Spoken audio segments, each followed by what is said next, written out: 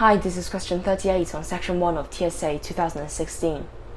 So we have 5 people taking part in a bowling marathon to raise money for charity, and they're sponsored per 100 points scored, and we're told how much each person is sponsored for, and also how many points they scored during the marathon. And we're told that 4 of them raised exactly the same amount, and we want to know who raised a different amount to everyone else. Okay, so we can use this information to work out how much each of them raised.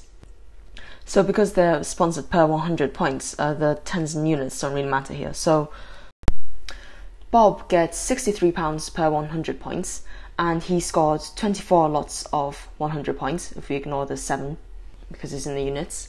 That means he gets 63 times £24. And similarly for the rest of them.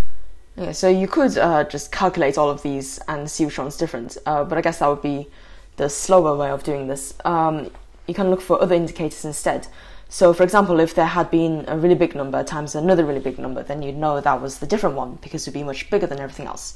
But there doesn't seem to be anything that sticks out like that here. But you can look at the divisors of these numbers. So all of these numbers, apart from this last one, are divisible by 3. So 63 is divisible by 3, 27 is divisible by 3, 72 is divisible by 3, and so is 54. So when we perform these multiplications for these first 4 numbers, we'll end up with a result that is divisible by 3, but this last one isn't. So this cannot be the same as any of these other numbers, and therefore our answer must be E, Viv.